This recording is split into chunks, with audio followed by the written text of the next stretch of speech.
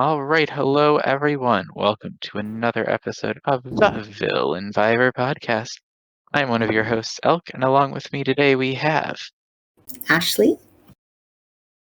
Sean. All right, and we're here today to talk with Sean, who was one of our players in Season 8, ultimately placing 6th in the season. Some of his experiences throughout the game from his point of view, get a little bit of his perspective here. So first things first, Sean, when you applied to this season in the first place, what brought you here to apply to VillainVivor in the first place? So sorry, I got distracted. So I got a message on Reddit actually,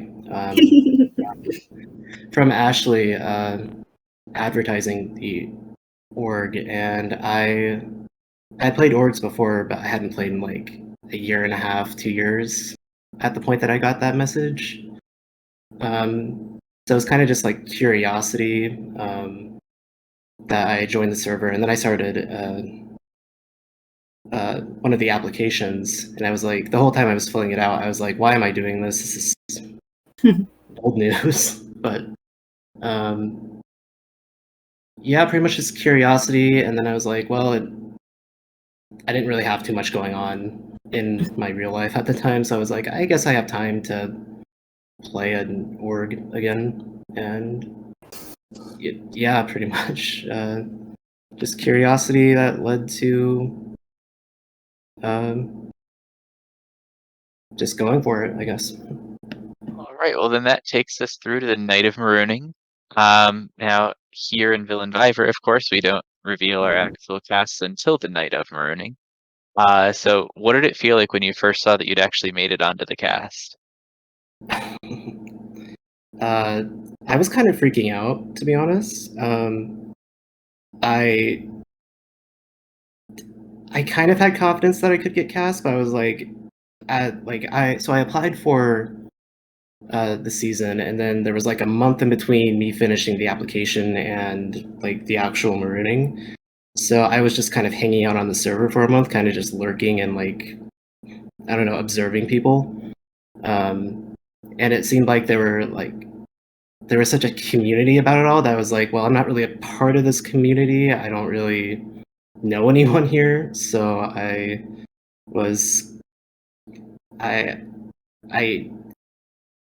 I thought in a vacuum I could get cast, but I didn't know if I would get cast, if that makes sense. So I was kind of just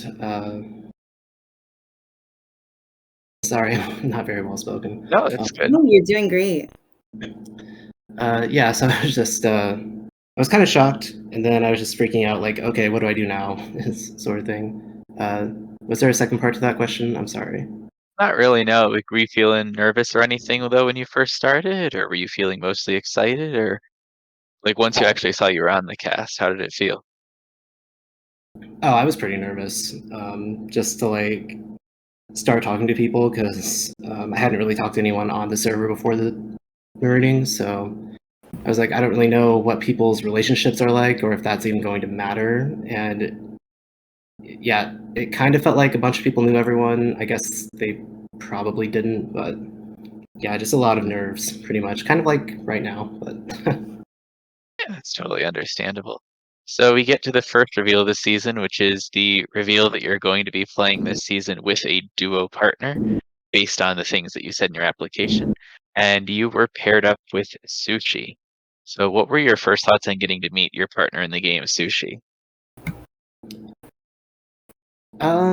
So initially I didn't even message Sushi really. Like that first day or two, I kind of just put it off because I was like, okay, I'm going to focus on the people I'm actually on a tribe with. I don't really see any point in like spending like my social battery on Sushi when we're not even on the same tribe. It doesn't really seem uh, like we're going to be voting with each other anytime soon. So I was kind of just writing it off at first, and also I didn't really know how I felt about playing a duo game initially, because when I play orgs, I'm usually just kind of a loner because that's how I am in my real life, I guess. So I kind of translate that over to the games that I play, and having a duo who, especially one that I didn't know and one that wasn't terribly social either when we did speak. Yeah, I kind of just I kind of wrote it off, at least initially.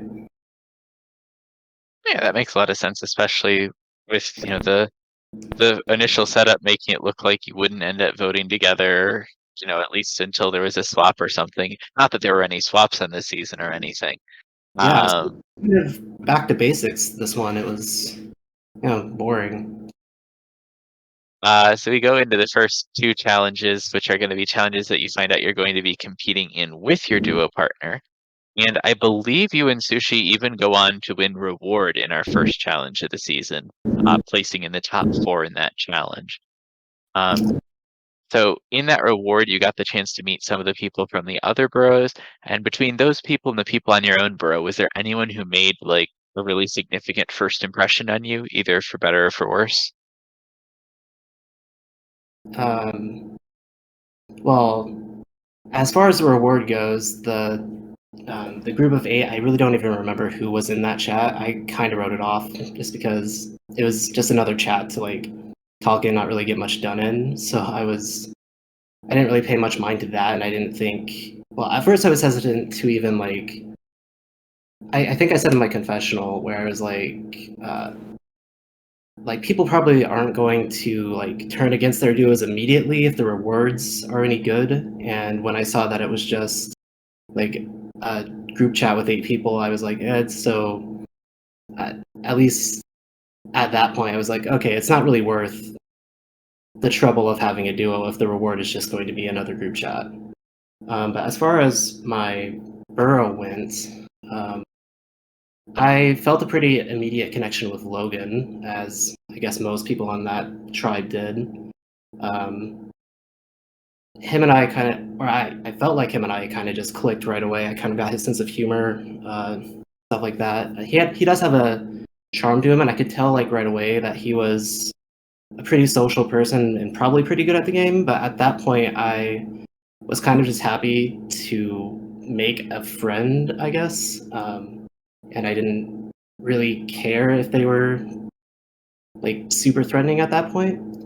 Because coming in, I was like, I don't even know if anyone's even gonna like me or how this is gonna go. So as long as I can go in and like make one friend at least, I won't have to like completely sweat everything going on. And then Jack and Disc were also standouts from that tribe.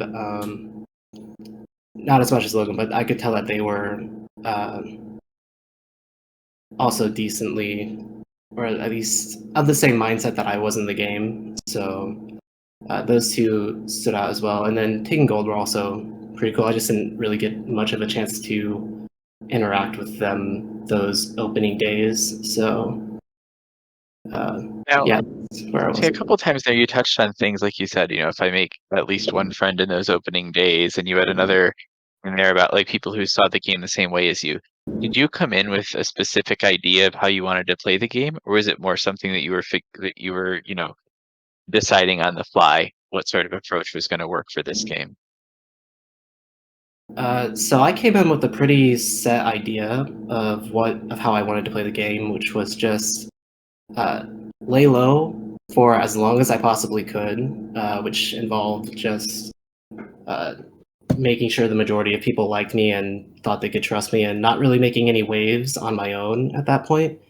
And then I would just keep doing that until like later on, like later merge rounds, like Final 7, Final 6, Final 5. That's when I thought, okay, if I can just build like a good social foundation and have all these other threats pop up and start like uh, taking shots at each other and not really looking at me, that's when I can just kind of slide through and get to like 7 or 6, and that's when I can uh, pull a move or something and kind of take power into my own hands at that point. And I felt like that would be a late enough point in the game to where nobody would be able to even uh, to really do anything if I did take power. and that's pretty much just based off one of the last orgs I played forever ago, where I won using that strategy. So I thought I'm gonna try to replicate it here, just be everyone's friend, and kind of just be like a snake in the grass waiting to strike. That was my overall game plan coming in. So I did have a pretty set idea before the game Yeah, that's started. pretty cool, and that makes a lot of sense with what we ended up seeing from your game over the course of the season, that idea that you were sort of, you know, coiled and waiting to strike for much of the season, just, looking for the right opportunity, trying to find the timing that when you finally made your moves, they would be decisive moves that would put you in a spot that no one else would have time to respond to them afterwards, basically. And I do think that showed, like, especially now that you lay it out that way. Um, Thanks. Unfortunately for you and for Sushi, the following challenge was the blindfolded maze challenge. Oh, Um, good. and to be fair, most of our players had a little bit of trouble with that challenge. If I remember correctly, that was a challenge that I believe you ended up did not finishing, or at least having a very difficult time on. Yeah, we forfeited that. So the problem with the blind maze thing was I didn't realize that it was going to be a grid system. I thought maybe it would just be like a maze. Okay, I tell Sushi to go up. We go up until we hit a wall, and then it's either an option of left or right. So that's what I was thinking with that challenge. Um, but of course, it was a grid system. So the way I was trying to like work through it, that completely screwed us, and we wound up going to tribal that round. But Yeah, how worried were you at that final 23 tribal? Were you thinking that you or Sushi could be in a bad position there, or did you feel pretty comfortable with it? I felt pretty comfortable, just with like the slight hesitation that like I've not played orgs in a hot minute, so I don't. So I was kind of worried that like I would be rusty and wouldn't be able to tell when or if something was going against me. Um, but also I felt comfortable because I wasn't attached to my partner Sushi at that point, or I guess really ever. So I was like, if push comes to shove, I'm willing to let them go take out Sushi. Um, and that's kind of what I was telling people like Siphicon that round. I was just like, oh well, if people want to vote Sushi, I am completely on board. You're not going to make an enemy out of me if you vote for him. Um, so I was decently confident, especially since I had Logan and his partner Lisa. Um, since Logan was like my number one, um, as far as trust went, I thought, okay, since he's here, I think I should be fine because at the very least, I know that I've made it clear to Logan that I trust him, so he has no reason to like forsake me at that point. Yeah, I can understand. That makes a lot of sense. So we come out of that tribal and we get sorted into our first actual tribes at the final 22, where you'll be competing as tribes in challenges. At the same time, also at this point, you've had a little bit of exposure to the safari. So I'll go ahead and use this opportunity to ask, what were your thoughts about the safari system this season? I thought it was pretty cool. I've never played a game that had a safari before, obviously, or at least not such an involved idle hunt. So I thought it was pretty cool. I didn't really know like how in depth to look in the safari. I didn't know like, okay, are we just picking routes and we might find something, or are we supposed to be looking deeper at like the text and the pictures and everything? Or are there going to be like hidden commands and channels and stuff? So I didn't really know like I didn't really I guess I just didn't have my bearings on like, okay, what am I looking for here? Uh, Ultimately ended up being a little of all three. yeah, it did. But I don't know, I sucked at the safari. I was always like a step behind everyone, I felt like, and I did realize like you could farm stamina at I think like a round or two into the safari, but I was thinking to myself like, "Oh, that's tacky. That's a little unfair. I'm not going to do that." And then like several rounds later, I find out, oh, everyone's been doing that this entire time. That's how they found all the advantages by like final 20 or something. So There were a uh, couple places yeah. where you could basically like cap off your stamina. Like you still couldn't go above the cap. So like once you left the rooms where you could recharge your stamina, you wouldn't end up like just having infinite stamina. But yeah, you Right. could sort of like refresh yourself back up a little bit to explore a little more freely the rooms like immediately around the refresh rooms. Right. Yeah, I think towards like final 10, I realized that one of the rooms in the hospital was uh, one of the refresh rooms was close enough to the main hub of it all that um, you could just keep going back there and not have to worry about running out of stamina. That gave you more mileage than anything else, I think. Uh, but yeah, I don't know. I was happy that I solved the mausoleum idol. It was after Elle gave me the code, but I was still like, at least I found something. At least I like solved one of the things, even if it was a little too late. But I don't know. As far as advantages go, I know Izzy was on here last night, and she was talking about how like, oh, advantages screw me up strategically, so I don't really want them. And I kind of feel the same way. I'm like, I feel like whenever I get an advantage in a game, I just overthink it and use it in some way that messes me up. Like I don't think I've ever really played an idol correctly ever. So um like I wanted to find an advantage just for like the dopamine rush, I guess, of saying, "Hey, I solved something." But as far as not having an advantage in the game, I wasn't too disappointed, all things considered. Yeah, that's completely fair. I understand that. So from there, we do get into those first vibes. We have the infamous Jigsaw Double Dare challenge, which has been discussed at length at this point. And from there, we get the tribal where Vic is going to go and be voted off, which then leads into our final 21 round. And at the final 21 episode here is where, after the endurance breath counting challenge, you're ultimately going to end up losing your partner Sushi. Now, you touched earlier on the idea that you and Sushi had never really been as close as you might have thought you and a partner would have been in a season like this. But how much do you think it affected you and your position in the game losing Sushi there?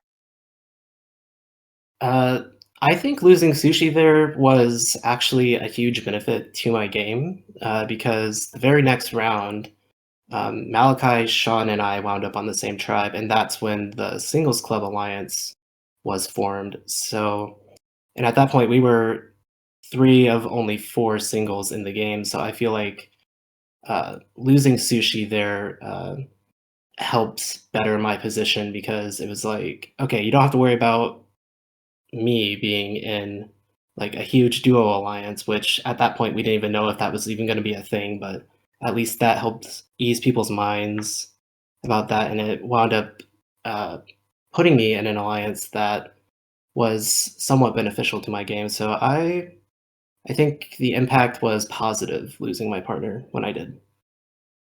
You feel that you effectively traded in being in a group of two for being in a group of three by creating that group with Malachi and the other Sean. Pretty much, yeah. And so would you say that you had like a lot of trust in those two, in Malachi and the other Sean? Uh, Not right away, to be honest. I remember when that alliance formed, I was like, okay. Um, I didn't really take it seriously at first because I thought, like, at least in my view, Malachi and Sean were two of the weaker social players. Um, at least at that point. So I was like, okay, I guess I'll join this because I can't really say no to an alliance because that's dumb. But um, when it formed, I was like, I'm going to tell Logan about this immediately as soon as I can. And then the next round, Logan wasn't even around anymore. So uh, that's at first, I didn't really trust those two too much. But over the course of the game, they became like two people that I thought if push comes to shove, I can probably get them on my side for a vote. Makes a lot of sense. Um, from there, then we go into that final 20 where, as you just mentioned a moment ago, is where we're about to lose Logan. We had this categories immunity, and you actually ended up taking individual immunity there, while Logan was on the other tribe. Do you feel like it was important to your game to win that individual immunity in this categories challenge? Like, do you think that actually helped advance your position, or do you think it was mostly just a nice to have? I think at that point it was a nice to have, because I didn't really feel in danger. I mean, I felt in danger in the sense that it was a tribe of 10, and I don't really do super well in large groups. Like, if my game is going to go to hell, I think it's more likely to do that when there's 11 or 10 people on a tribe versus when there's like 5 or 6. So that was my main worry there. But as far as like looking at the game from a practical standpoint, I don't think anyone on that tribe had any reason to target me anyway. Um, but having immunity at least kept it out of the hands of anyone else, so I could kind of help whoever I wanted out with whatever vote they wanted to do. Yeah, and so that's going to end up being the Ricey vote on your tribe, correct? Right. And did you feel like that was a significant move for your game, the vote against Ricey there, or what led you to want to vote Ricey out in that situation? So basically, so I didn't view it as a move of my own. I viewed it more Mm. as a move for Jack and a move to let people know that, oh, Jack is someone who can pull off moves, someone who could be a threat down the line. So um, I felt pretty good about everyone on that tribe, to be honest. Like I think I said in my confessional at some point that um, I kind of trusted everyone, but so it just came down to like who do I want to move forward with versus okay, I don't think I can trust Ricey, so I'm gonna vote him out. It was more of a well, I want Jack to trust me, and I want people to think Jack is a threat. Um, so I'm just gonna go with the plan that he wants and what the majority wants, basically. Um, plus, that was the first vote that the singles club was voting together on, and they wanted Ricey as well. So I was like, it. I didn't want. I wanted Ricey out, but I didn't want Ricey out. If that makes any sense. Yeah, Um, and then Malachi ended up the target from the other side there too, so I'm sure that doubled down your reasoning for wanting to, be strong there, try and keep the singles club strong. yeah, exactly. So it helps the singles club, which just formed, and it ups Jack as a threat. And that was part of my strategy early on, was just kind of have those people in front of me. So like if things ever went south, they would be the ones taking the bullet and not me, pretty much. Yeah, I can understand that.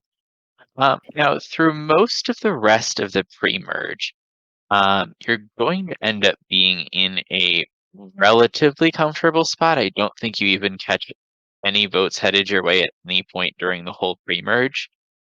Um, were there any challenges during the pre-merge where you felt like you absolutely had to win them, that you would have been in a bad spot if you had gone to tribal? Or did you feel that you were in a pretty comfortable and safe position through most of that pre-merge? I felt pretty safe, all things considered. I mean, well, as much as you can in a game with all swaps. After each swap, I was like, okay, I can see a path forward here. Like, I wasn't too worried about any of the swap tribes that I wound up on. In fact, the last two at 15 and 14, I think it probably would have been better for my game if I had thrown those challenges and gone to tribal, just because disc That would was have kept both Disc and Peanut in the game, you mean? yeah, pretty much, because Disc was the last person from the majority alliance slash group on the original Manhattan tribe. So I was pretty firmly in his corner, and I wanted him around for the merge just to have like, well, this wound up happening with Zap and L anyway, but I wanted to have a Zap versus Disc kind of like show off at the merge just to kind of keep the heat off my back pretty much. But yeah, I thought it would have been better for my game for me to go to tribal those 2 rounds, but Did you give any serious consideration to actually throwing the challenge, especially at F15? So that was the Arctic Phone challenge. yeah, I did. I wanted to throw it actually. I brought it up to both Lisa and Peanut. I was like, "Hey, what do you think about throwing the challenge?" And then it was kind of just like crickets all that whole day. I don't really know what happened. Like we were at first we were strategizing for like the order, and then it wound up just being okay. Well, whoever has time to do it, whenever, just go. So there was really no strategy to it, and I don't think anyone was particularly trying to win that challenge. But I also don't think anyone expected Zap to do what she did, just blatantly throwing it like that. So we wound up winning anyways, which I thought was pretty bad for my game to see because as soon as we won that, I knew like Disc was going to be in trouble, him and Chris, and at the time I thought, oh, this duo alliance is going to take over and we're all going to get wiped off the map pretty much. So I thought that was kind of the end of things, or at least the beginning of the end. But yeah, I did give serious consideration to throwing that and trying to take out L, but this just didn't wind up. I guess I didn't I didn't commit hard enough to the plan, so that's why it didn't happen. But yeah, I did that give makes consideration to it. um actually while we're here on those last couple of trials before merge, did you have any like what was your reaction when Alex goes and plays the idols for himself and Peanut at the final 16 tribal there? I I was kind of just amazed at first because I thought the friendship idol went out with Ricey, and then I found out after the season that I guess the duos, if one of them went out with an advantage, their partner got it. I think that was how it worked. Correct. Yep.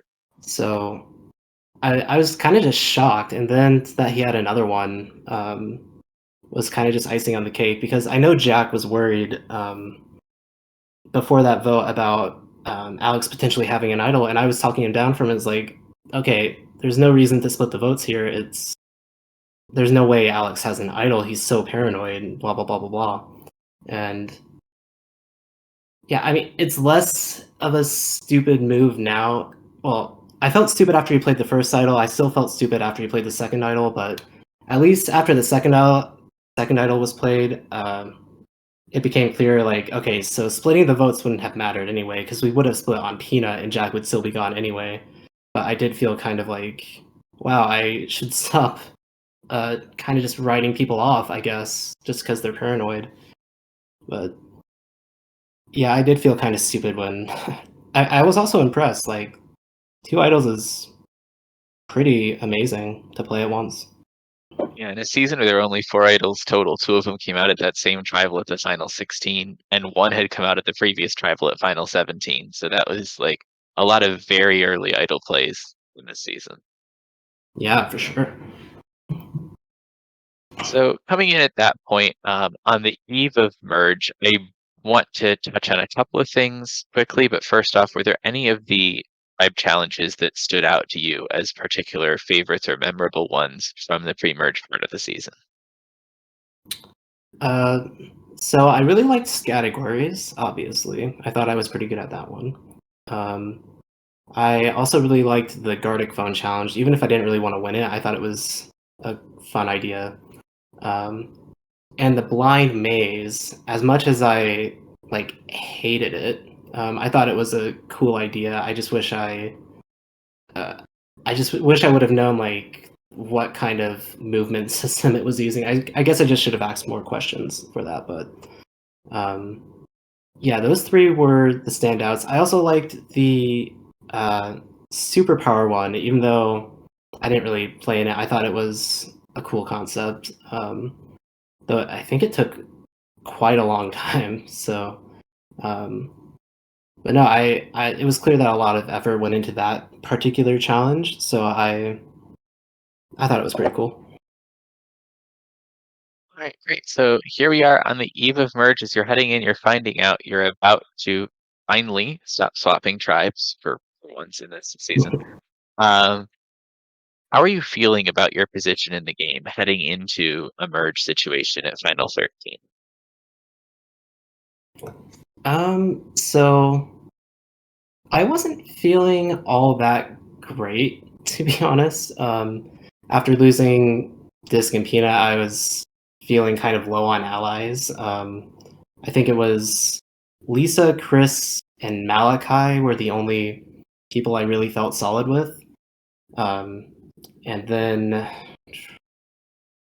there was Sean as well to complete the singles club, but then that was the point where it became more clear that Sean and Elle were closer than I had initially thought. Anyway, so I had questions about him, and I was not feeling too great about going into the merge, and I was kind of hoping that we would demerge after that, just so I could get some more people out from that duo alliance, but kind of just never happened.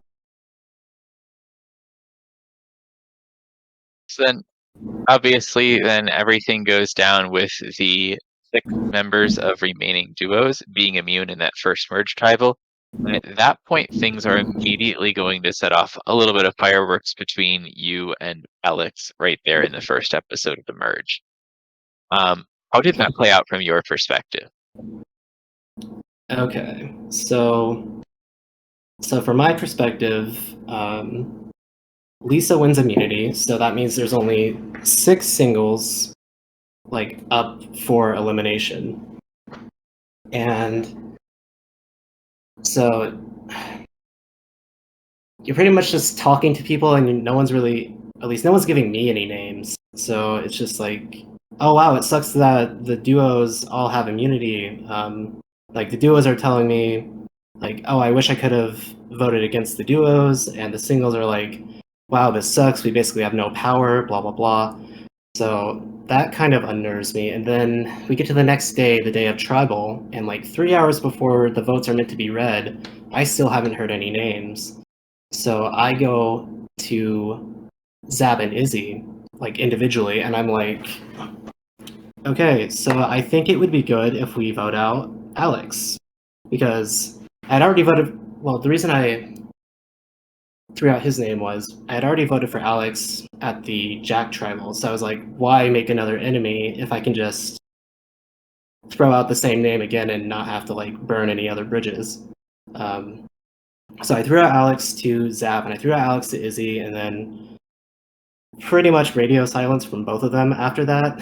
So, and then I found out from Sean and Malachi in the singles club chat that my name had gotten thrown out by Alex, which meant that Alex had found out somehow that I had thrown his name out. So I figured Zap and Izzy probably told him that. I don't really know if that's the case in reality, but he found out somehow.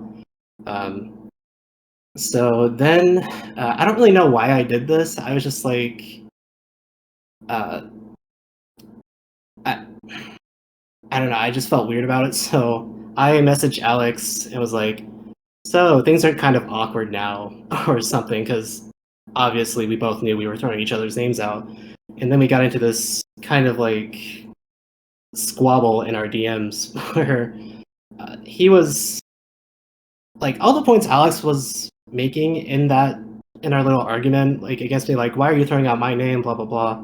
And it's like I can't really refute anything he's saying, because it's like I was the one who threw the first shot, voting for him at the Jack vote, and I was the one who threw the first shot at the merge vote. But in my mind, the only reason I threw out Alex's name was because all the duos are immune, and no one was saying anything, and I would rather go out like having tried to push the vote onto someone else versus versus just kind of waiting to see like what the powers that be decide to be the case.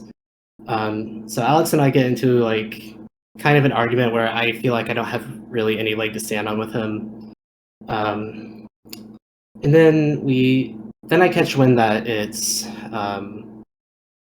Chris is a name being thrown out for the vote, and to be honest, this is probably the lowest, or not the lowest, or I guess I will say it's lowest. It's kind of the lowest point in the game for me because like I feel like Chris really didn't do anything wrong that entire tribal. It was just kind of like it just kind of worked out like that. And I found out after the fact, when Alex and I both survived, that Izzy was the one who had put her foot down and was like, "Okay, I'm voting Chris. You guys can do whatever you want." She talked about it. She's already covered that, but and that was actually a big part of my. Sorry, I'm gonna go on a tangent. I guess. Right ahead. So pre-merge, there was this whole like kind of smear campaign going on against Zap, where it's like, oh, Zap's this huge threat. Zap's the one who masterminded the Logan plan. Zap is the person leading this duo alliance. If you want to be mad at anyone, be mad at Zap for that. So I'll admit I was kind of scared of Zap, at least in the early rounds, because I was like, I didn't really have a clear picture of like how she was playing the game, but it seemed like she was a threat. So I was like, pretty much my thought process was I would rather be on Zap's good side versus not.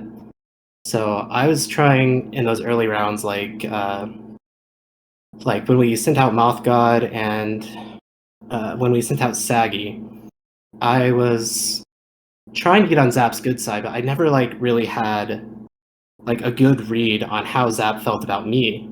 So when it came to the final 18, where it was Zap, Izzy, and I on the same tribe, I figured, okay, I'm gonna try to build a good relationship with Izzy. That way, if push ever comes to shove down the line, and I'm like not in power for whatever reason, and Izzy is, because at that point I perceived Izzy as like part of a whole different like sphere of influence, which turned out to be the duo alliance. But I figured, okay, if I can build a good relationship with Izzy, then maybe down the line, if I need it, and if I need to like make sure Zap isn't looking my way, maybe if I have a good relationship with Izzy, she will be able to convince Zap to not come for me, pretty much. And so that was also a big part of me voting for Saggy at the final 18 was, okay, because I wanted to stay loyal to the like Manhattan Alliance with Jack, Saggy, Disc. I don't really know what they called it, but that's what I'm calling it. But I also wanted to make sure that the other side knew I'm not like hard on any side here. So that was a contributing factor to me voting for Saggy that round. So then fast forward to the merge vote where Izzy puts her foot down and is like, Chris, and she's like, I'm voting for Chris. And she's pretty much the reason I survived that vote. And I think, yeah, I don't know where I was going with that, but Izzy's the reason I survived that vote, and that's the result of me, or at least partially the result of me making that conscious effort at the Saggy vote and before to try and get Izzy on my side and get Izzy to like me. And yeah, and then so that's the lowest part of my game. I felt like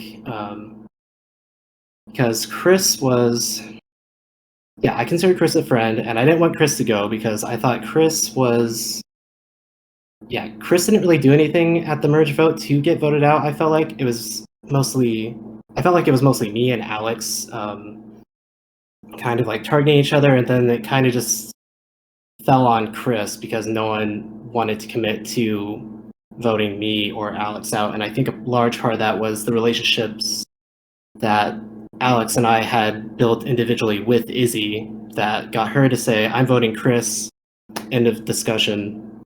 That saved us and had things fall on Chris. And I just remember like when the votes were being read for the merge vote, like at one point it was like 4 votes Chris, 4 votes Sean, 3 votes Alex, and I was like at that point I was so emotionally exhausted that I was like almost hoping that the last 2 votes were for me, just so I could do it, like be done with it. And I even said in my confessional, like, you know what, I'd be fine being the mayor of Ponderosa. I don't really care at this point. Just because it was just like that mentally draining. And then when I survived, that was like, I don't know, I just kind of felt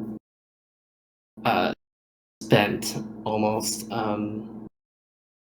I what was the original question again? Just No, my thoughts. that's a lot of what we asked in the original question. But actually, one thing I want to touch on that you said in there, you said that you had heard that at least some of the people from that Dualition Alliance or whatever we're calling it, were planning to vote Chris at that tribal.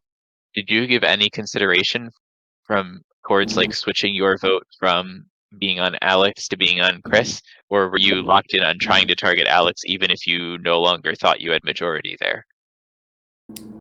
I was locked in on voting for Alex.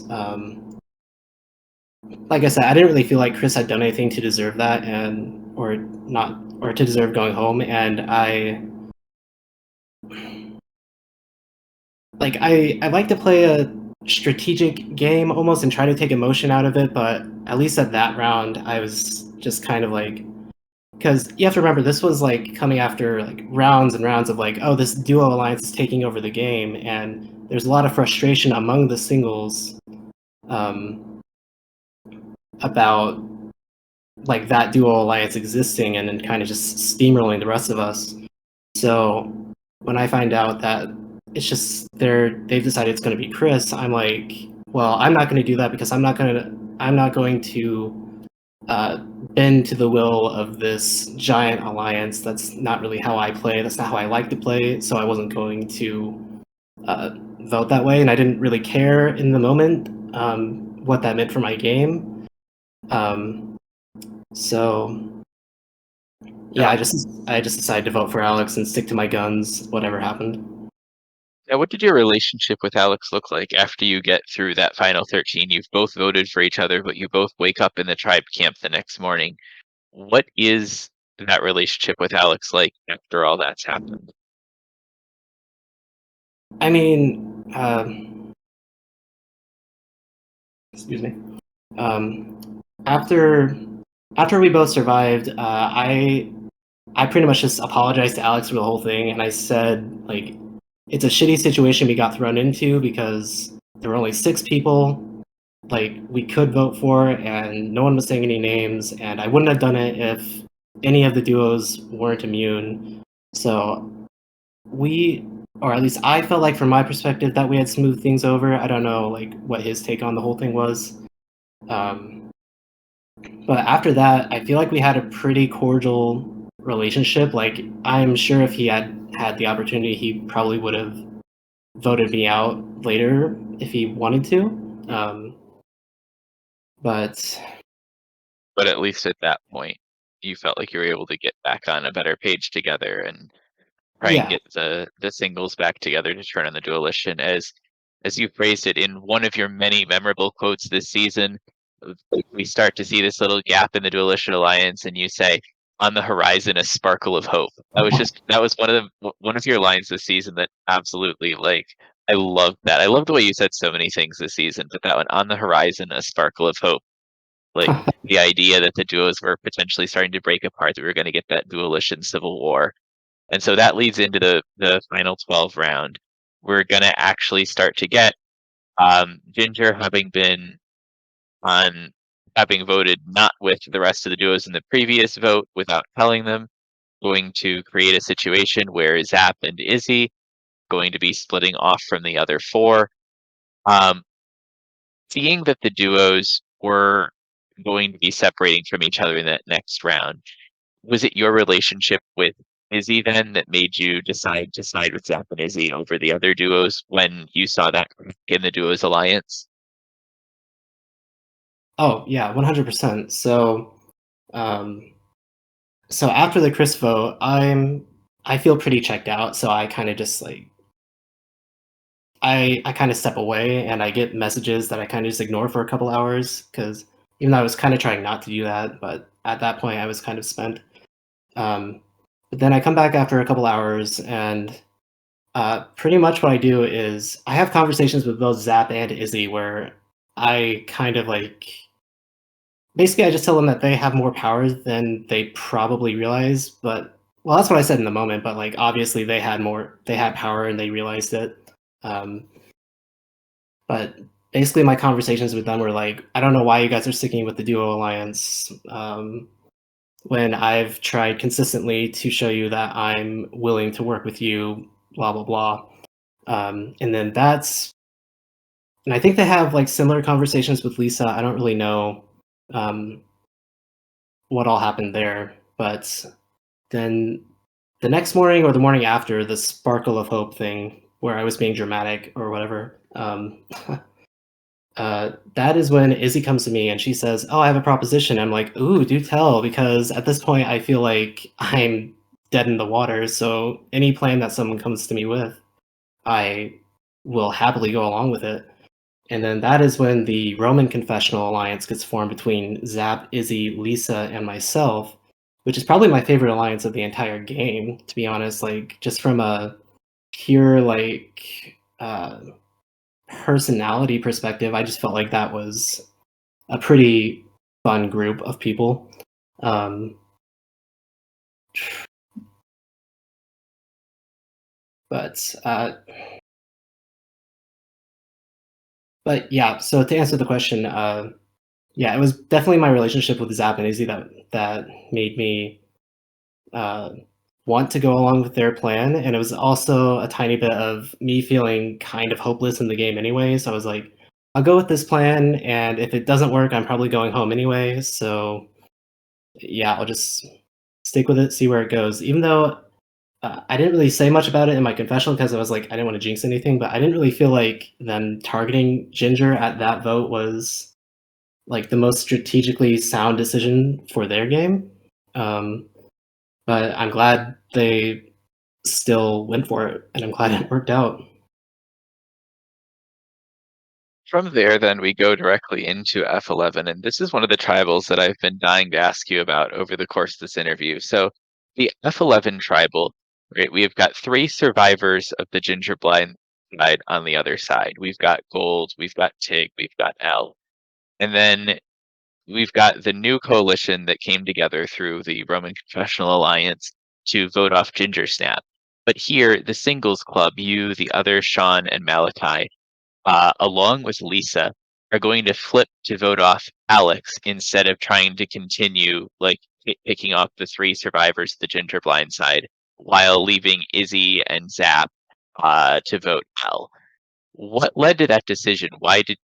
What caused you to flip on the Roman Confessional Alliance enough to take out Alex there with the singles club instead of trying to stick with the plan to take out like the remainder of the other side of the duo civil war? So after the Ginger Alliance, or not the Ginger Alliance, the Ginger vote, um, it's it's a lot of Izzy, Zap, and Lisa, and myself a little bit, and the Roman Confessional Alliance being like, this is like the group I want to stick with till the end, and all that. And then I was talking to Lisa, and I brought up the idea that okay, so Alex and Chip aren't really a part of the other side, like with Sean, Malachi, Gold, L. Like they're kind of just floating in the middle the same way we are, except they are both pretty close with Zap in particular. Like Zap clearly had a good relationship with Chip and with Alex, So my main concern there was that we were going to stick with the Roman Confessional Alliance, and then when we got down to 6, that would basically have Zap and Izzy in the power position to where they could just stick with Alex and Chip, or they could stick with me and Lisa, but either way they would have the power. So I thought if we flipped and sided with the Sean, Malachi, Ellen Gold, I thought that would be a good way of sort of depowering Zap and Izzy for a while, and basically taking away one of their numbers, making them kind of need Lisa and I a little bit more than they did at that point. And so yeah, that was my main motivation for voting out Alex, was just to take away that option for Zap and Izzy and kind of force them to be like, okay, we need Sean, we need Lisa to like make it to the end of this game, pretty much. That makes a lot of sense, and I can see why, like, trying to find that spot in the middle, you need to weaken down both sides so that both sides need you as their option. So I can see why that would be something that you'd want there at the final 11. From there, we're going to move into the incredibly dramatic final 10 round in the season. Okay. Before all of the drama started playing out, what was your reaction to seeing the block tribal advantage come down, confining all the talkable council, no DMs, no alliances for the tribal? How did you think things were going to go at the moment that that advantage came down? I mean, my initial reaction was I was kind of ecstatic that it got played, just because it meant I didn't have to like reach out to people and like talk to them and try to figure out like, oh, what plan does everyone really want to happen? And then everything would just be out in the open. And I don't know, like I'm pretty naturally just kind of an introverted person. I don't really like go out of my way to talk to people usually. So that's one of the big struggles I had in this game, was just keeping up like talking to people. So not having to DM people for a whole day was like a gift from my perspective. But then I started like thinking about it, and I didn't think that Zap, Izzy, or Chip would have played the block, just because they were in the minority from the last vote. So unless they had some sort of plan, I didn't see any reason for them to play a block and kind of just uh, kind of uh, squander any chance they had of like pulling off a blind side or whatever. And then I thought it's not going to be Sean, Malachi, Gold, L, or Tig, because they were just on the right side of a vote, and they were all pushing a chip vote after Alex left. So I thought, well, no one's going to waste an advantage like this on an easy vote, which was Chip at that point. So I kind of thought that it was Lisa who played the blocker, because I knew it wasn't me. And so I was like, maybe this is just Lisa trying to cause as much chaos as possible because she's Lisa or whatever. But yeah, those were my initial thoughts going into it. I thought Lisa was just trying to cause a bunch of chaos, and she did not do much at that tribal to dispel my theory. So Oh, I can definitely understand that. Um, I will say, did you have any concerns that like having to discuss everything in public would expose parts of your game that you didn't want exposed at that point?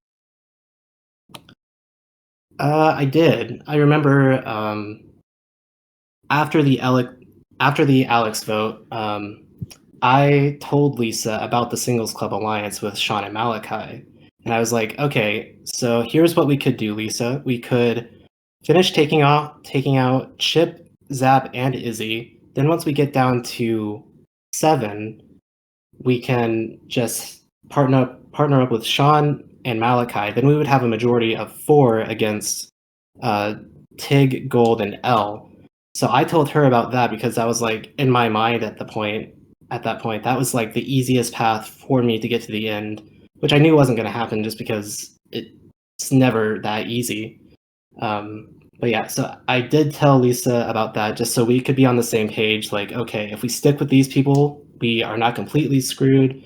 We have like this alliance that we could exploit. So I was worried about that coming out, especially when at some point during that tribal, Lisa was like, "Oh, I trust Gold the least, so I'm going to throw his name out." Um, I think that's what happened. But and then she said she talked to Sean and Malachi the least. So I was kind of sweating for a second there, thinking, "Oh, what if Gold calls out Lisa for trusting him the least, even though she talks to Malachi and Sean less?" Um, I was briefly worried that Lisa would expose me there, but I guess it never wound up happening. And I guess it wasn't.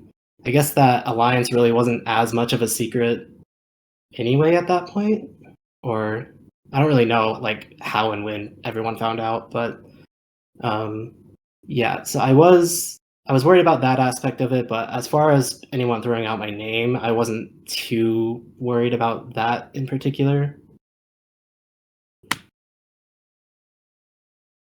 Now, as all of the drama of that tribal having to get closed a couple of times, having full warnings to tone down the toxicity and so on and so forth came out.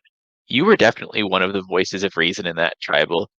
Another one of the things that you said there, trying to describe Zap's position at a point in the game when like everyone was playing so emotionally, and from what I gathered, you seem to be at least trying to, as you've alluded to a couple times throughout this, keep the lid on the emotions a little bit and play, through the head more than through the heart. Um, but you were trying to describe Zap's position, especially caught like in the crossfires of the feud between Lisa and Chip, and you describe Zap as being stuck between two people she likes. You know, you Right. seem to have an awareness of that situation where you saw that Zap was a person who had genuine, like, beyond the game positive opinions of both Lisa and Chip separately, and was like caught in the crossfire between two people she cared about who were at that point effectively hating each other. Um, Right. what was it like for you watching all of that drama, all of that bitterness play itself out over the course of that tribal, ultimately culminating in Lisa's removal? So yeah, I don't well obviously I don't like to see anyone like get berated. Like that's to me that's not something I'm super used to in games. So I was pretty much just trying to diffuse the situation because I knew Lisa was like legitimately angry for whatever reason. So I really just wanted to diffuse that situation just to kind of get it back on like the right page, if that makes sense. I don't think I did a very good job at it because Lisa just kept on like harping about Zap giving it chip immunity. Um, but yeah, I it was hard to watch after a while. And I even said in my confessional at one point, like I feel I felt like in the moment I could have just stopped all that if I had like 10 minutes alone, just like talking to Lisa privately and being like, okay, so shut up, stop doing what you're doing, and just vote this way.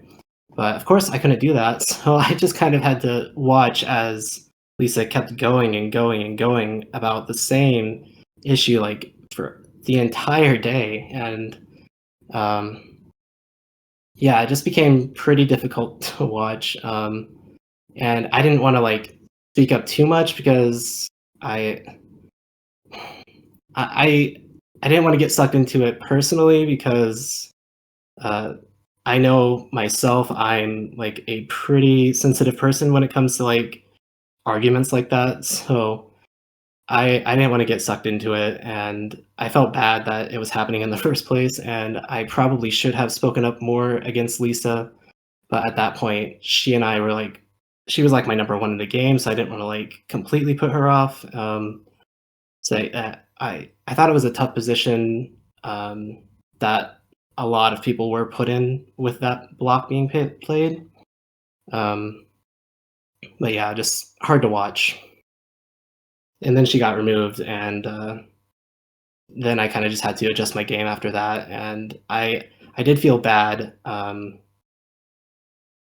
seeing Lisa get removed, just because like it seemed like it stemmed mostly from the argument that Lisa and Chip had in Tribe Chat after the Alex vote, which was an argument that I didn't really like read all of. So, um, so like I felt bad in that moment just because I was like, did Lisa say something even worse than I imagined, or because all of the arguments that Lisa and Chip had were focused on that, I guess, and uh, I don't know. I just felt bad that like I probably could have stuck up for Chip more, or at least try to diffuse the situation more. But uh, live and let learn, I guess. But yeah, I feel that's like you did about as much as anyone could do in your position in that situation. Like, I don't think you should hold that against yourself. thanks. Um, but going from there, obviously there will be a moment, a what if moment, much later on in the season that we'll want to go into length about. But one of the big what if moments of this season that I'm sure everyone is dying to hear us ask you is, how do you think your game changes if Tig does end up beating Zap in that fire making challenge after the fire idol is played? Oh gosh. Um,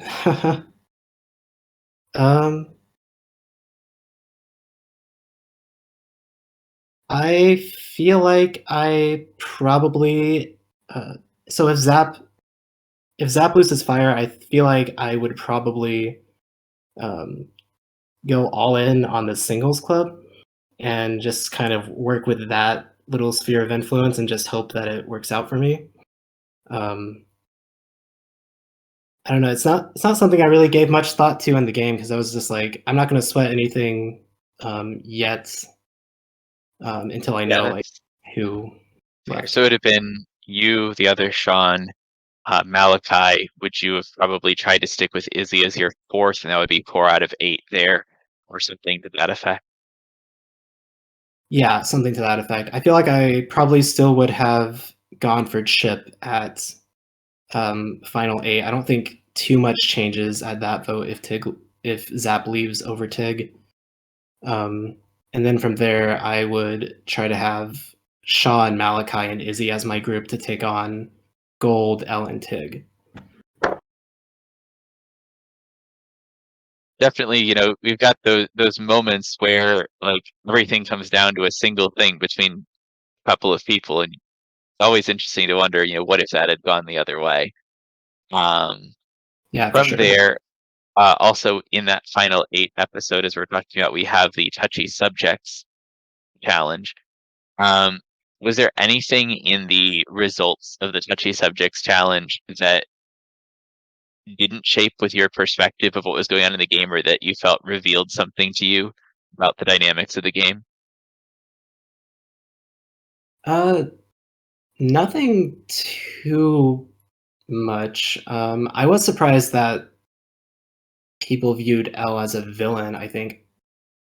Well, no, never mind. I mean, I personally I hadn't viewed L as a villain until the blow up after Lisa was removed, and we had to have that whole vote about if we should still go to tribal or not. So I L being a villain made sense at the time, but up until that point, I hadn't really gotten super villainous vibes from L. So um, that was like somewhat shocking, but not overly. Other than that, though, everything kind of lined up with what I thought.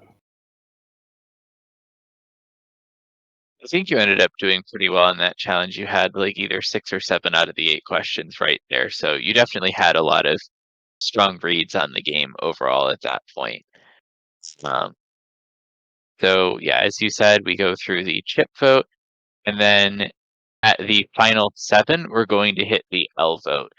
How big of a moment for your game in the season was getting to vote out L at the final 7? I thought voting out L was a pretty big moment, to be honest. So so that vote, it came down between L and Izzy, and from my perspective, that was pretty much just like threat versus threat, like someone who will win the game versus someone else who's going to win the game. Those were like the two, in my mind, those were the two front runners. Because like if L gets to the end, he's a smooth talker, he has a silver tongue, he's going to be able to plead his case pretty well. And Izzy is just insanely likable, and she'll have, if she gets to the end after losing, or like you saw what happened, like if she gets to the end, she's going to win. So I thought taking one of those two out was one of the defining moments for a lot of people's games, and I think everyone would have tried to spin it at the end like, oh, I was the driving force behind L going out. I know at that's the vote where Izzy and I kind of compared notes, and like I let Izzy know that Elle was saying she was pushing Sean as the vote that round, and that she wanted to leave me and Malachi out of that vote for some reason, which I guess that was actually what was happening. But Izzy played it so well, where she was like, she did a good job of like pleading her case and getting Malachi and I to go for L. And that was like part of the reason that was a good chunk of the reason why I decided to vote for L anyway. Another part of it was that it was kind of, in my mind, like the devil you know versus the devil you don't. So L was this person. He was the last person I ever met or he was the last person that I met in the game, right? So the whole time throughout the game, I felt like Elle and I were never really on the same page strategically, and like he would get rid of me as soon as he could, and I was going to get rid of him as soon as he could. It just kind of that's just kind of how things worked out. Like you wind up on different sides, and then you never really find an opportunity to like want to work to the end together. I don't know if Elle really wanted me in the end. I know he made that alliance chat with Malachi and I, but so did everyone and their mother. So I don't really know what he thought. Versus, Yeah, remember you sorry. mentioning at some point around there in the season that like a lot of people were making three chats with you and with Malachi. Um, Yeah, and I remember you saying that you like it caused you to think that other people were seeing you as a little bit of like potentially beatable opponent or something. I don't want to put words in your mouth, but it was something to that effect, was what you said at one point. How did yeah. that change your thinking about where you were in the game? Like with what you were saying there, where it made you think that people might be seeing you as a beatable opponent, especially along with Malachi. Yeah, so after all those final threes were made, like we had one with Gold, we had one with Izzy, then L, then we had the one that already existed with Sean. So I think out of the final seven, the only person who didn't make an alliance with Malachi and I was Zap. And so, and those all happened like three of those happened within like the same 24-hour, 48-hour period of each other. So I was just thinking like, okay, so I knew my whole strategy was to kind of like lay low and not really make a ton of waves and like still like have influence where I can. But I was kind of getting into my head a little bit because like why do all these people want to face me in the end? Like I felt like I was playing a pretty good game. Like and it kind of just it did make me think I could potentially be a goat, which was like one of my biggest fears because I didn't want to get to the end and just get completely torn into by the jury. So I was like, so at that point, I was just like, I need to start, like, I need to do something to make myself stand out from Malachi, from Gold, from everyone else. That way, when I get to the end, there's something I can point to be like, you all wanted me in the end, but because you thought I was a goat or beatable or something, and I proved you wrong by making this move or whatever. So I think that did contribute a little bit to my decision at the next round. But then going back to the L vote, so it was L who was like the smooth talker person versus Izzy, who was someone I felt like I had more of a connection to, and also someone who I felt like I understood the way they viewed the game and the way that she was operating within the game. So I felt like, okay, I can take out L here, and then with Izzy, I feel like I have an understanding of how she thinks. So she should, in theory, be easier to beat down the line. And also because L had a bunch of different options with Sean, Malachi, and Gold, whereas Izzy really was still kind of like hindered by her duo with Zap. So I figured take out L because he has more flexibility, and then keep Izzy around for a round or two more just to like better my own position. And yeah, that's what that decision came down to. And I was going to, if I made the end, I was going to kind of try to lay out that whole thought process. But yeah. You also talked quite a bit in there about both Al and Izzy being people who, you were very confident in, or very high opinion of how they would present themselves in a final tribal situation. What's your own confidence level in terms of how well you'd be able to present yourself in general, not specifically like with your moves this season, but in a final tribal situation, do you feel like you're a person who'd be able to present your case well more generally, or is that something you're a little more worried about? I feel like I'm pretty good at presenting my case, just in general. Like I feel like I'm good at arguing. I feel like I'm great at writing out my thoughts and like writing them in a way that makes people understand like where I'm coming from. So I felt pretty confident that I could outspeak pretty much anyone. It was just more of like a substance issue of like trying to make sure what I'm talking about is more impressive than what other people like did in the game. So yeah, I felt like generally speaking, I felt like I could have written a pretty good speech. Well, from there, we'll come to the final six. Now, obviously, from one perspective, including the perspective of a lot of Ponderosa, it's going to be a 4-on-2 situation with the four of you against Izzy and Zap. Obviously, it doesn't end up looking that way from your perspective. I know you touched a little bit on how much the idea of wanting to separate your game from the other people who weren't Izzy and Zap played into your decision there. But I want to hear through first your decision to initially tie up the vote. It's a 3-3 vote here at the final six. Okay, so there's a couple schools of thought, I guess. Well, not schools of thought, just like different like lines of thinking. So my first line of thinking was that okay, so if we take out Izzy at 6 and then Zap wins immunity at 5, which she probably would have even if I had survived rocks because I'm terrible at geoguessers. So if we take out Izzy, then Zap wins immunity, then it's one of Sean, Malachi, Gold, or I getting voted out. And one of us is going to be looking back on the final 6 or final 7 and think to ourselves, wow, I should have made a move there.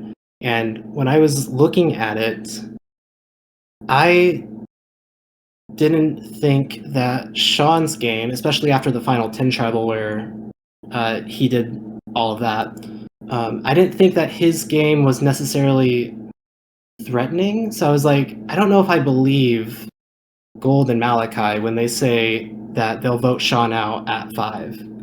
So tying the vote was pretty much a way to. I decided I wanted to tie the vote that way they would be forced to vote with me, and then at 5 they would have no choice but to go to final 3 with me because no one in their right mind wants to go up against Izzy or Zab at the end. And I also thought if I tie the vote, and I can force Gold and Malachi. If I can force them to kind of bend to my will and switch their votes from Izzy to Sean, that shows the jury that I'm someone who has had influence, and that gives me something I can flaunt at the final tribal council, where I'm like, I was pulling the strings, I forced these guys to take out Sean, and then I was the one who got us all to the end, or something like that. That was kind of the thought process there. So yeah, just to have like that extra tick on my resume, especially because I was worried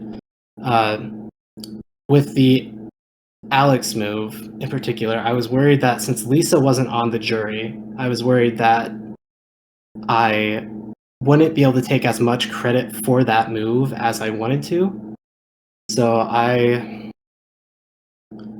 figured I need like a statement. So I need to make a statement at this tribal council where I'm like, I am a threat in this game, and I am forcing people to take me to the end at this point. And yeah, that would just, I felt like that would give me a leg up. It would kind of just be like the crown jewel, quote unquote, of like my FTC speech.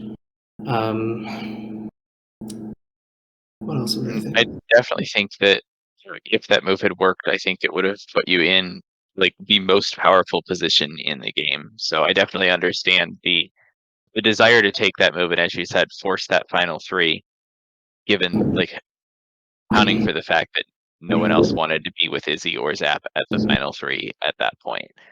Um, though the question, of course, that has been discussed probably 100 times over in the server between the time it happened and now is after everything comes out during the tie and Gold's position is somewhat exposed. How much did you think at all, or would you have considered at all the idea of flipping back now that Gold's position is exposed and the unity between those three is fractured, voting out Izzy there and relying on Gold to go out at 5, leaving you in a final 4 with Zap, Malachi, and AU Sean? I see. I would love to say that I had thought of that, but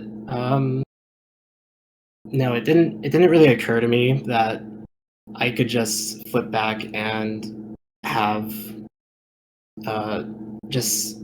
I knew Gold's position was being blown up, but at that point, I was still in the mode of like, okay, this is my move. Sean needs to go here, or I'm forcing rocks because, as at least when I'm a juror, I think like I don't like it when people back out of their own moves, if that makes sense. So I'm like, if I back out and vote out Izzy now, um, then that's just going to look weak to the jury, and that was something I wanted to avoid at all costs. So I think my main like regret from that tribal isn't like going to rocks, but it's more so just not being more direct and forceful in my approach of being like, okay, Izzy's off the table. Izzy's not going anywhere this round. If it's like you guys can either change your votes and Sean can leave, or you can go to rocks, and that's the end of that discussion. I wish I had done something like that, but that's all in hindsight. And yeah, so I guess I didn't really think about flipping back. No.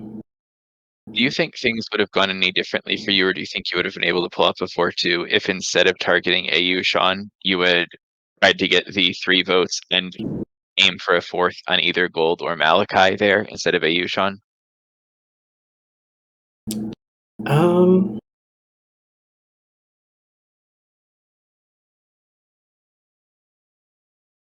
maybe I don't know. My main thing was I didn't want to like it did cross my mind to maybe I could just try to get this vote off Izzy like the normal way and just go for Malachi or Gold like with a 4-2. Um, but my thing there was I didn't want anyone else to be able to like take credit for anything happening, because Okay. that was another thing like throughout the merge and throughout the games, like Malachi, I felt like was kind of always just like popping up in like the weirdest like places, and like Malachi, we had all those final 3 alliances. That was like, why me and Malachi specifically? And then there was like another vote pre-merge where I thought, okay, Malachi is the easy vote. He should be going here. And then all of a sudden, his name wasn't out there at all. And then during that final 10 tribal, Malachi and I were like the only two not really getting any heat from anyone. So I was like, this guy is playing an amazing game. That was like my conspiracy theory, I guess. I mean, not to say he wasn't playing an amazing game. He was playing a pretty good game, but yeah. So at the final 6, I was like, I want this to be like undeniably my move because especially with the Alex thing. Sorry, I'm kind of jumping over everywhere, but with the Alex vote, people were saying, "Oh, Elle convinced Sean and Lisa to go with him," and I was like, "Elle is just some guy who I haven't been able to vote out yet. So why are you calling me his minion or something?" So Final Six was kind of just a culmination of me wanting to like make that statement and say this is 100% my move, and no one else can take any credit for it. And I think that also just fear that if I tried that, it would blow up in my face pretty much, and I would wind up getting voted out. And I would have I preferred the element of surprise and my only chance of going home at the final 6 to be rocks versus them all coming together against me, if that makes any sense. Sure, that does make a ton of sense. So now, of course, we get to the big what if, right? The rock draw itself. So we're going to go through each of the other 2 possibilities here. First off, how do you think things go if it's gold who goes out in the rock draw? Like, what do you think the game looks like from there? Um, so I think I thought about this so many times. Like, would I have even been able to like have the power that I was seeking to have if I had survived the rock draw? And I think what that boils down to is whether or not Izzy and Sean still have their like reconciliation moment um, after the tribal. Because if they still have that, then I think, well, I read a couple people's confessionals after the fact, and Izzy and Zap both kind of immediately clocked what I was trying to do. I didn't read the other people's uh, confessionals, but they both kind of immediately clocked what I was trying to do, and I think it was pretty obvious anyway. So if Izzy still feels the need to like try to get Sean back on her side, like she did when I left, if they still have that conversation, I could see Sean still going with Zap and Izzy and trying to take me or Malachi out. So I think that happens for both of those scenarios. To be honest, it all comes down to whether or not Izzy and Zap, how comfortable do they feel? Like, would they still trust me to vote with them at 5 or not? And I can't really, And tell that you. applies regardless of whether it's Gold or Malachi who goes out there, because the main concern for you and the main threat to your position is the potential rebuild between Izzy and AU Sean. So regardless of whether it's Gold or Malachi, you consider it a similar situation. Yeah, exactly. So yeah, it just all comes down to how comfortable they feel. Which, to be honest, I feel like they probably still would have tried to flip Sean anyway. So, uh, but I would Yeah. have put up a good fight and tried to keep them on my side and try to convince them. But who knows? Now, looking at the challenges down the tail end of the season that you didn't get to play in, so that would be the Final 5 GeoGuessr Challenge, the Final 4 Matching the Legacies from the VillainVivor Wiki Challenge, and the Final 3 Escape Room. How do you feel you would have done on those 3 challenges? Do you think you would have been able to give Zap a close fight in any of them? Oh, Zap would have murdered me at a GeoGuessr because I'm terrible at those. I might have been able to do well at the uh, VillainVivor wiki one. just because I had been like reading a little bit of it throughout the season, just to like I don't know, kind of get an idea of things. Um, and then as far as the escape room goes, I don't really know what that challenge looked like, but I like to think I'm good at solving puzzles, so I might have been able to give her a run for her money, but who knows? And then along with that subject, just like we've talked a couple times about PC matchups and stuff, but who would your ideal F2 have been? Like if you could like over, we'll just say from the final 7 or so, who would you ideally have gone to final 2 with? I would have gone with Malachi, I think, because okay, so I think my one of my mistakes in the game was I kind of underestimated Gold's game, and I was like, okay, Gold doesn't really or hasn't really done much, at least not in my perspective at the time. I know he did a lot in the game. Just at the time, I was thinking, okay, he hasn't done too much, so I think I could beat him in the end. But in retrospect, he seemed to be really good friends with the jury, and I feel like he could have won based on that. Um,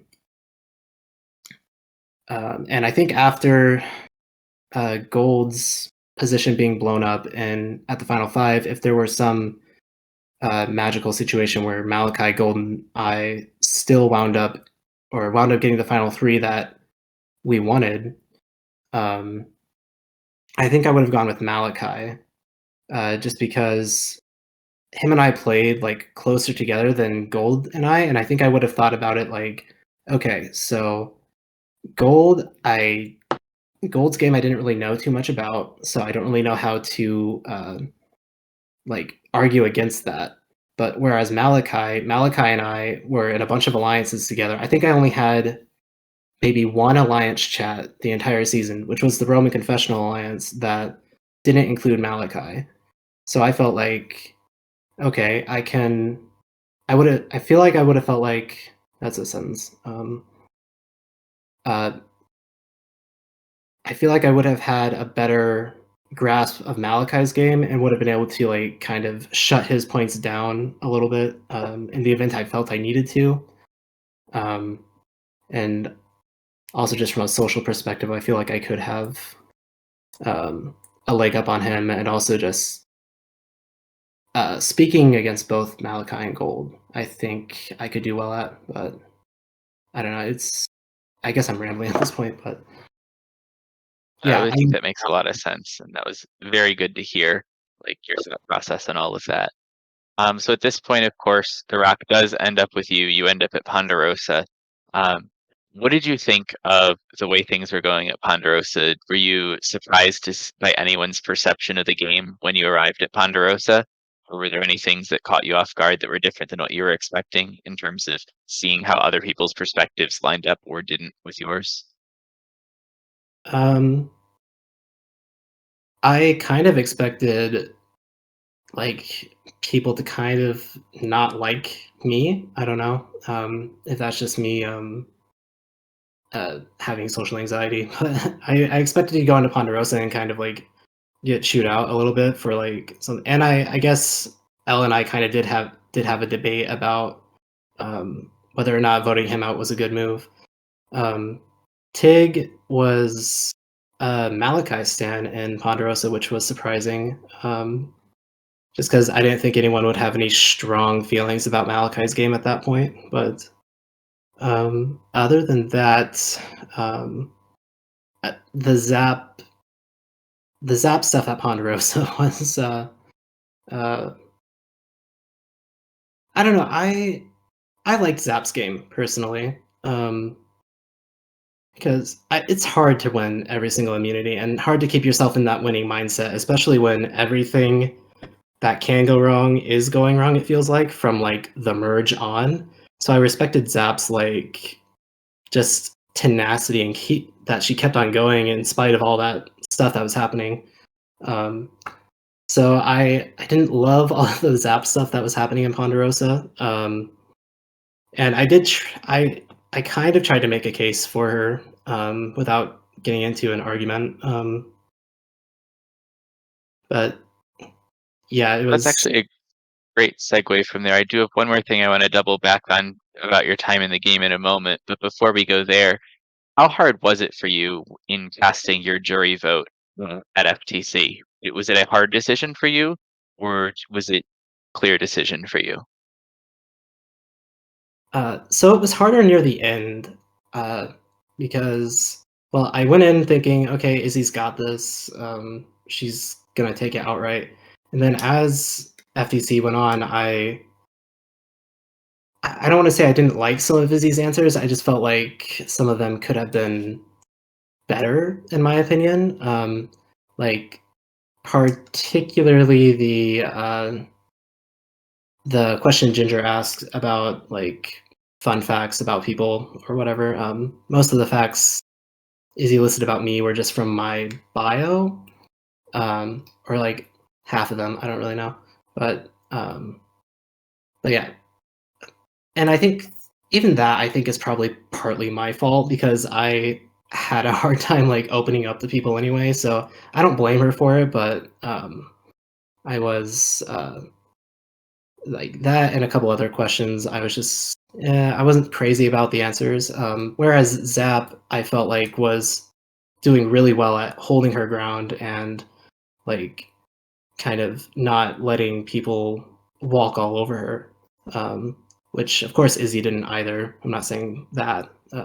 Just I thought Zap was doing a pretty good job of like holding her ground. So I did consider like flipping to Zap,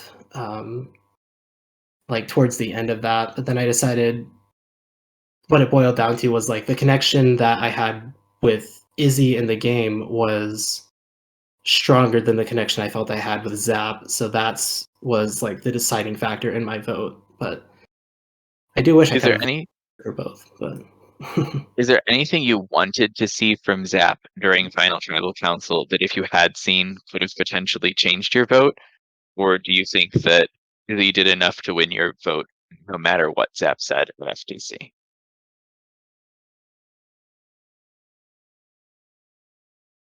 I think Izzy did enough. I can't really think of anything that um, anything else I needed to see from Zap. Yeah, I think Izzy did enough. Sorry, I don't really know. No, that's Yeah. perfectly reasonable answer. I was just curious if there was anything specific that you were hoping to see and didn't, because we've heard that from some of our jurors in the past that there were specific things they were hoping to see from one of the finalists that might have swayed them. Oh, Um, I mean, well, this isn't really something I wanted to see from Zap, but something I wanted to see from Izzy that if I hadn't seen it, I would have had even more rough time. Was I was really happy with Izzy's FTC speech in particular, where she didn't like try to claim uh, the tie vote, because that was one of like my main like worries when I was tying the vote. Was like everyone's just gonna like chalk this up to Izzy's social game and say that, oh, Izzy convinced me, which is like exactly what we saw at the during that tied vote discussion, where it was like, oh, don't let Izzy convince you to like ruin everyone's game or something to that effect. So I was really happy that Izzy didn't take credit for that in her speech, and I feel like if I had seen that in her speech, I would have potentially voted for Zap just out of annoyance, but um, that didn't happen. So yeah. from there, obviously, we all know that by this point that Izzy goes on to win the final tribal council vote reveal, and we get our season awards. Now, season awards ended up being something that uh, we had quite a few different awards this season going to a few different people. Were there any awards that particularly surprised you to see as they came out over the course of our reunion awards? I didn't expect Malachi to get villain of the season at all. Like I I didn't see him as a villain whatsoever. I mean, I guess um the dead grandma lie at like the final 5 or 4 or whatever, that was I guess that's pretty villainous. I mean, it's more funny than villainous to me, but Yeah, the fake logs in the Dead Grandma Lie at Final Four definitely pushed that over the edge. I think Malachi was still potentially the front runner for it even before that, but that definitely locked it down 100%. And obviously, that was something that you wouldn't have been able to see at the time it happened. yeah, for sure. But yeah, other than that, I there weren't any huge surprise. I was surprised I got host fave. That was cool. Thank you guys. Uh, but yeah, those are the two big shocks. After things happened at the final six, and with that tie vote happening, everything, there definitely was a huge swell, both within the host chats and within the spectator lounge for you, because obviously you'd been playing an exciting, interesting game, saying memorable things all throughout. But that moment in particular was like where it went from, wow, Sean is great to, oh my God, this is Sean. Like, that was definitely a moment when things escalated. Um, Thank you. Ashley is not able to speak right now at the moment. There are three questions that Ashley has been asking each of our interviewees before we move into our segments. Uh, After we have Ashley's set of three questions and our segments, we'll then be asking questions from the audience. So if you're listening and you have questions you want to ask, feel free to post them in spectator chat, trusted spectator chat, or alumni chat. And we'll ask those questions to Sean right after we get through our three key questions and then our segments. So the first of our questions is, who from the season do you still talk to the season's ended?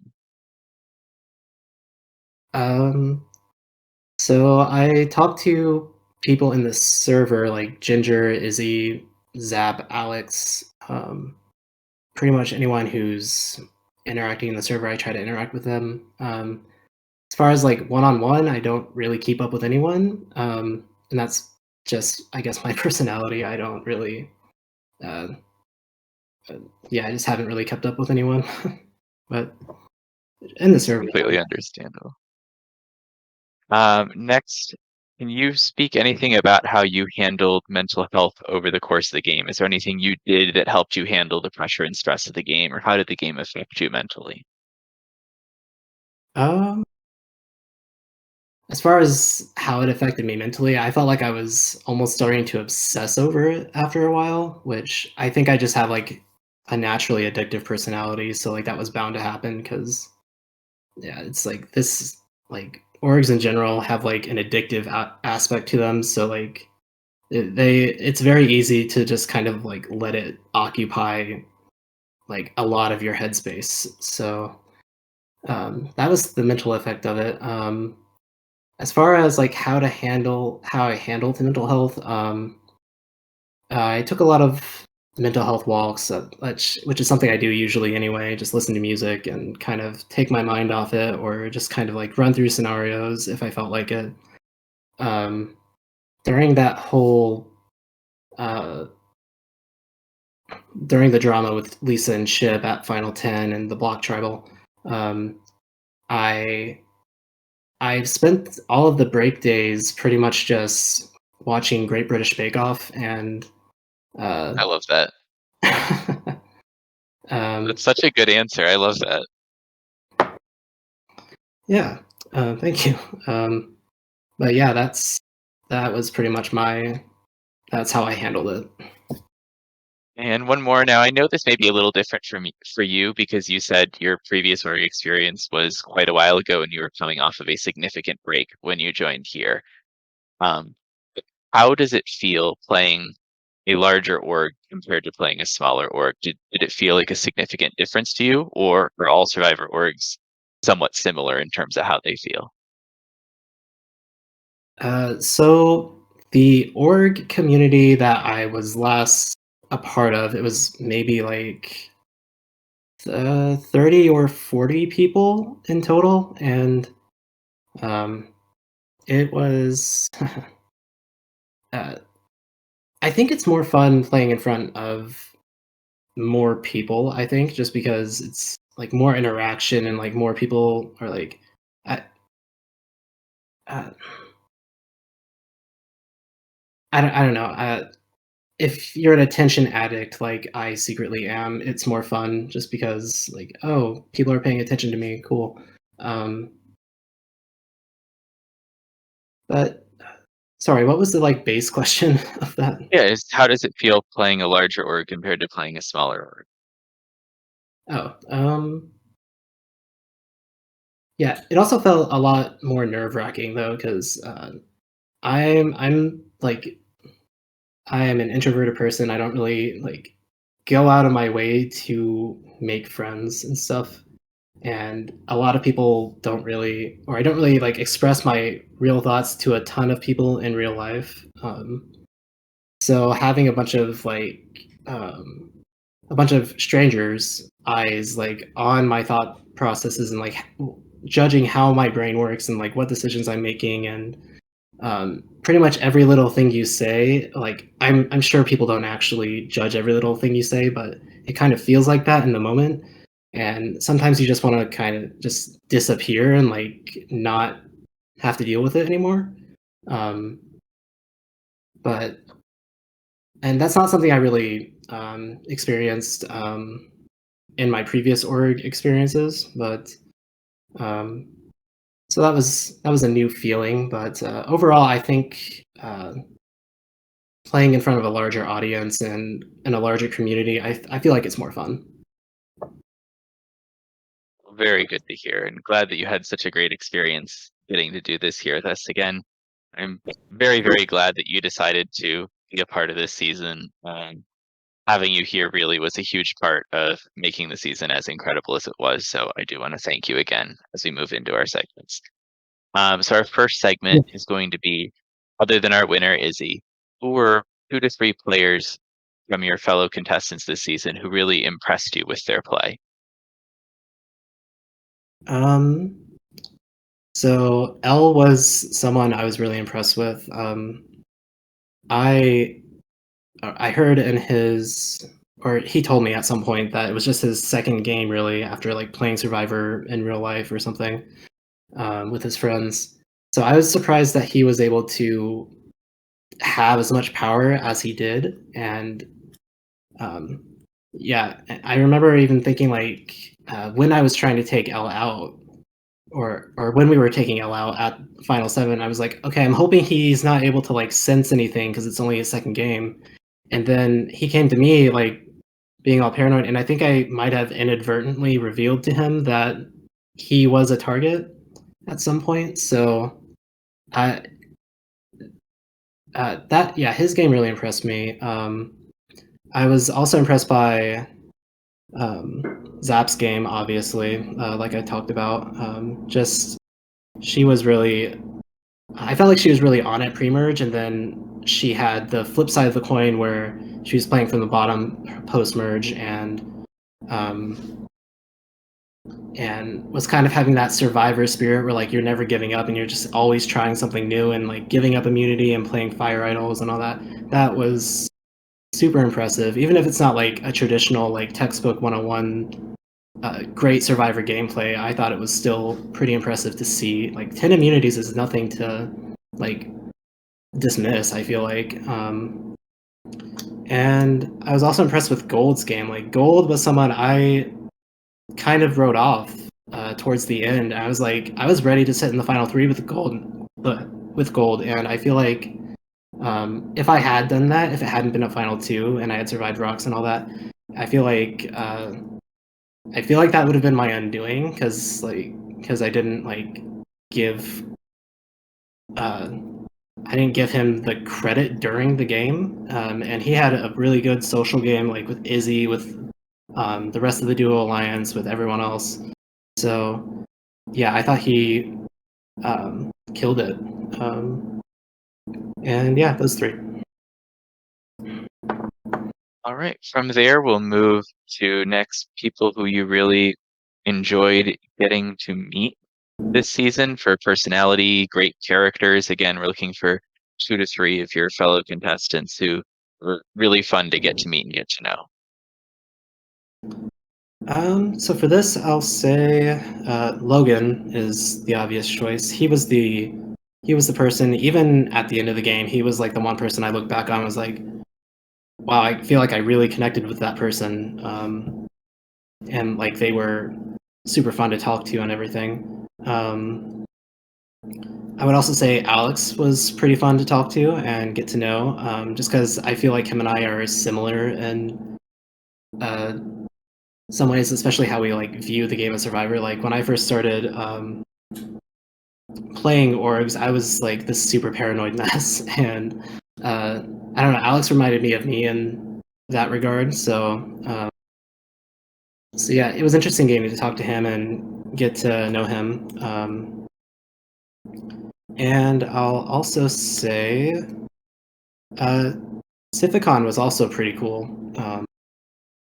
Like we only talked for like a couple days, obviously, but when I was thinking about this, like when I was like uh, worrying about like what I would say in this interview, I was like, okay, who did I connect with like socially very well? And I was like, Sithicon, even though I voted him out, I feel like he was one of the stronger social players just because like I didn't really him and I talked about a lot of stuff in those couple days, and I felt like I really connected with him in spite of voting him out. And I didn't really feel that level of connection with anyone else throughout the season. Um, so yeah, it was great to get to meet him as well. So and I mean it was great to meet everyone, but those are three standouts. Awesome. All right, next we're going to go into the moments that defined this season. So we're looking for 3 moments from this season. One moment that surprised you, one moment that made you happy, and one moment that made you laugh from this season in any order. Pride. Uh,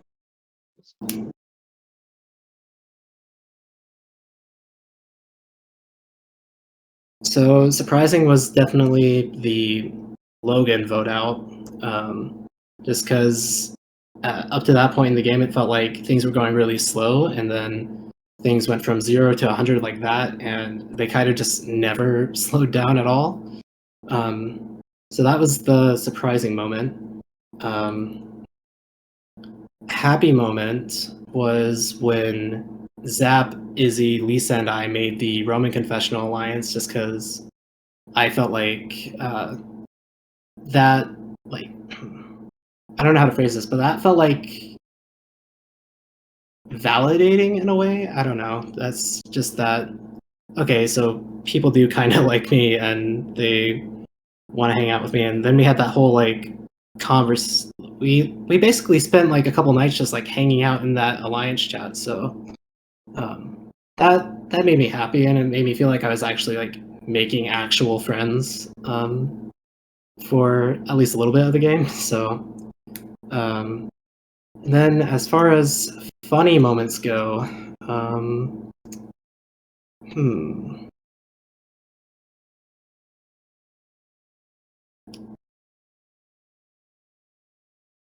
Honestly, I think I have to stick by what I've been saying this whole time. Lisa's reactions to like every little thing that didn't go her way. Not like this is excluding the chip stuff, but like when Logan got voted out and she was like, "Oh, I'll socialize with people after I finish wiping the blood of the massacre of the last tribal off or something." That was just so over the top and like hilarious to me, and yeah, that's like even to this day, that's just something I think about. It's amazing to me. But yeah, those.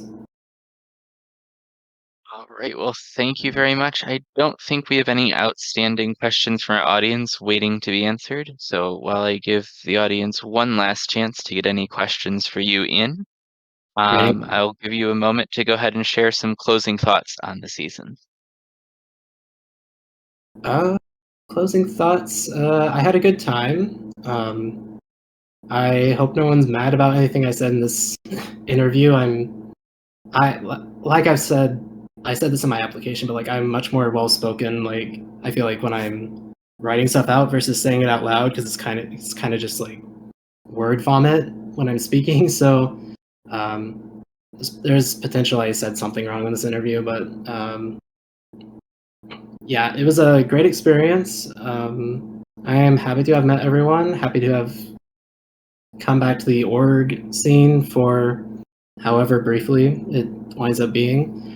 And yeah, it was all around a great experience.